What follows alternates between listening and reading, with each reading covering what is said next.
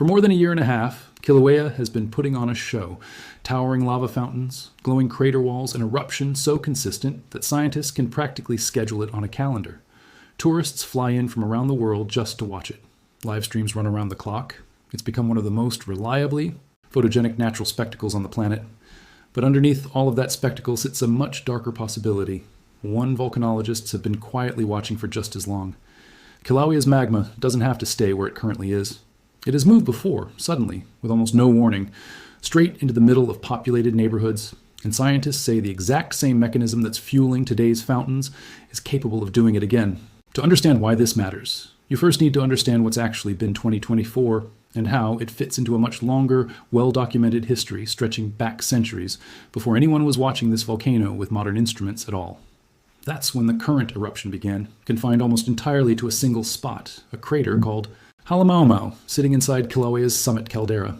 Since then, the volcano has produced more than 50 separate eruptive episodes, dramatic bursts of lava fountaining, some sending molten rock rocketing hundreds of feet into the air, each one typically lasting less than 12 hours before the volcano falls quiet again for days or weeks at a time, a rhythm so consistent that scientists have learned to forecast the start of each new episode days in advance. It's become one of the most closely studied, most precisely forecast eruptions in modern volcanology, and it's happened entirely within a section of Hawaii Volcanoes National Park that's been closed to the public since 2007. That containment is the reason this eruption, as visually spectacular as it's been, hasn't posed a direct threat to nearby communities. And it's worth pausing on just how deliberate that containment actually is. Hawaii Volcanoes National Park closed the entire caldera rim area surrounding Halemaumau back in 2007, well before the current eruption ever began, specifically because of the unpredictable ground cracking, slumping, and small landslides that make the terrain immediately around the crater so hazardous. That closure wasn't designed with this specific eruption in mind. It simply happened to already be in place when Kilauea started producing fountains, reaching hundreds of feet into the sky, which is a large part of why an eruption this dramatic has managed to unfold without threatening a single home. The lava has consistently stayed inside the crater it started in, but scientists studying Kilauea's deeper structure have never treated that containment as a guarantee. And the reason comes down to basic volcanic plumbing that has a well-documented history of sending Kilauea's magma somewhere else entirely, with catastrophic consequences. Kilauea isn't shaped like the cone you probably picture when you think of a volcano, and understanding its actual structure is essential to understanding why this risk exists at all. Underneath the summit sits a shallow magma reservoir, but branching out from that reservoir are two long, narrow rift zones, essentially cracks running for miles across the volcano's flanks, one stretching to the east, one to the southwest. Magma stored beneath the summit doesn't have to erupt at the summit at all. It can travel sideways through these rift zones, sometimes for many kilometers, before finally breaking through the surface somewhere completely different, occasionally in places where people actually live. Think of it less like a single chimney venting straight up and more like a network of underground pipes branching out in multiple directions, any one of which could suddenly become the path of least resistance depending on pressure, gravity, and the specific geometry of cracks that happen to be open at any given moment. If you're finding this coverage useful, go ahead and hit that like button.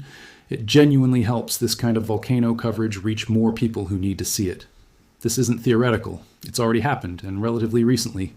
In May of 2018, magma stored beneath Kilauea's summit began migrating downrift into the lower east rift zone, an area running directly through residential neighborhoods in the Puna district on Hawaii's Big Island.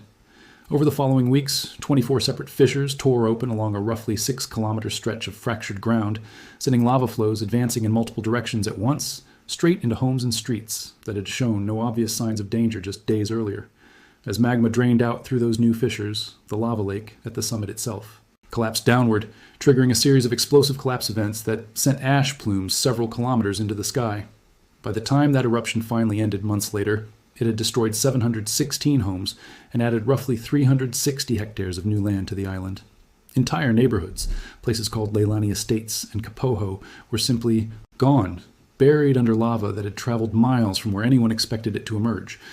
Residents in some areas had only hours between the first fissure opening nearby and lava actually reaching their street, forcing rushed, chaotic evacuations that left little time to gather more than the essentials.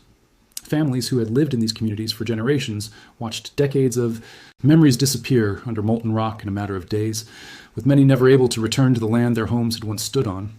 It remains one of the most destructive volcanic events in modern United States history, And it happened not because Kilauea suddenly became more powerful, but because the same magma that had been quietly feeding a lava lake at the summit for years abruptly changed direction underground. That's the scenario scientists have never stopped watching for.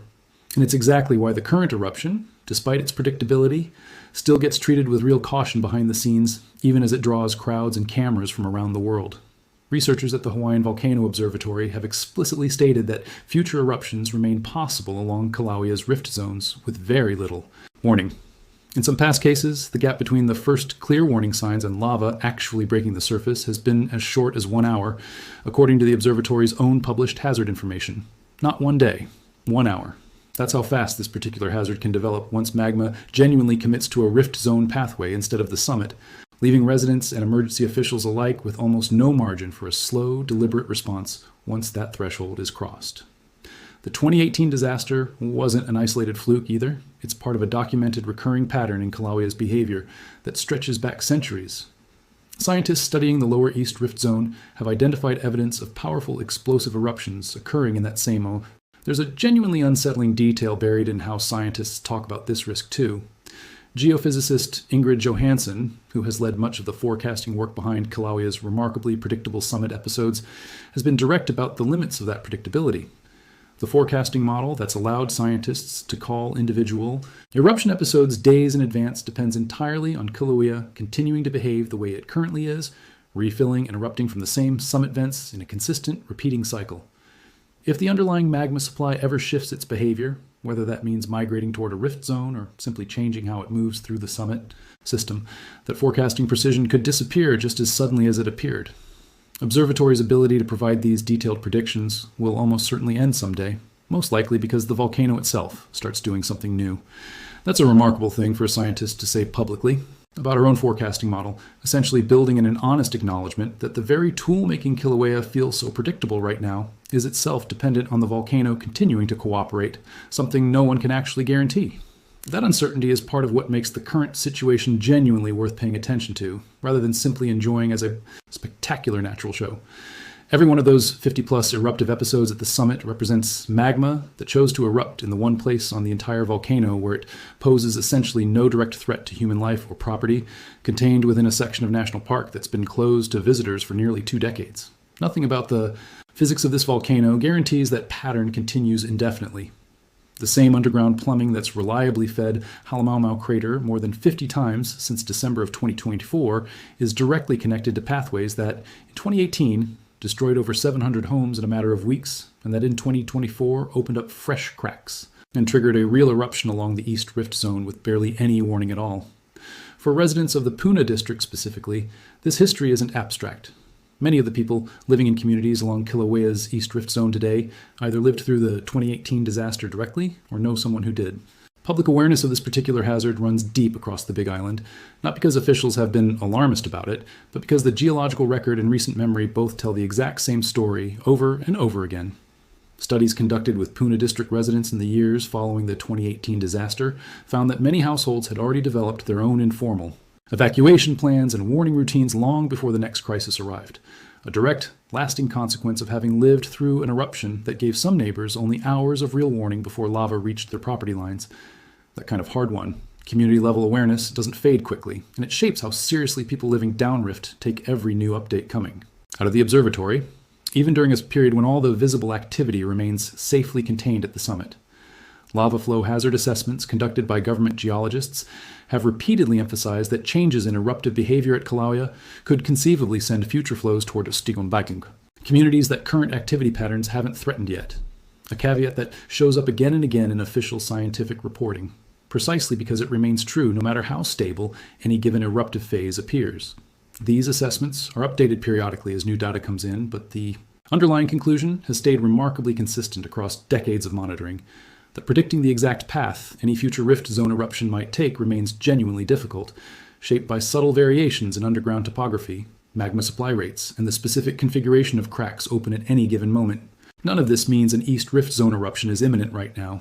Current monitoring data doesn't show the kind of dramatic seismic swarm or rapid ground deformation that preceded the 2018 event, and Kilauea's alert level remains at advisory, with an aviation color code of yellow, categories reflecting ongoing eruptive activity under close observation rather than an active emergency. Those alert levels exist on a defined scale specifically so that officials' current level of concern without needing to parse raw seismic data themselves, and any meaningful shift toward the rift zones would almost certainly trigger a change in that classification well before lava actually reached the surface. What this does mean is that the same volcano currently entertaining spectators with towering lava fountains inside a closed park boundary has a well-documented, scientifically verified capacity to redirect that same molten rock somewhere far more consequential. And it's done exactly that within many people's living memory. That's the genuinely terrifying part buried underneath all the spectacle. It's not that Kilauea is doing anything unusual right now.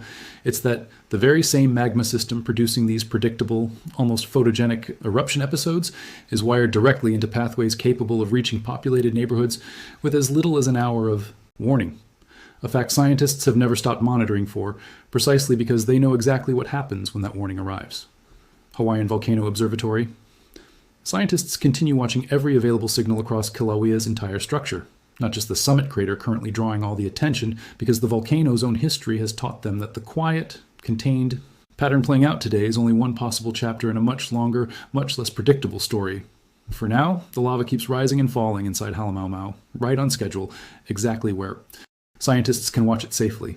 But everyone studying this volcano closely understands that schedule was never guaranteed to last. And the same mechanism responsible for one of the most destructive eruptions in recent American history is still sitting there, quietly, connected to everything happening at the summit right now. It's a strange kind of duality that anyone living on Hawaii's Big Island has learned to hold at once. Genuine appreciation for a natural spectacle, unlike almost anything else on the planet, alongside a clear-eyed, historically informed understanding that the ground beneath their feet has never made any lasting promises about staying exactly where scientists currently expect it to. That tension between wonder and vigilance has effectively defined life alongside this volcano for as long as people have lived on this island, and nothing about the current eruption's remarkable predictability has changed that underlying reality one bit.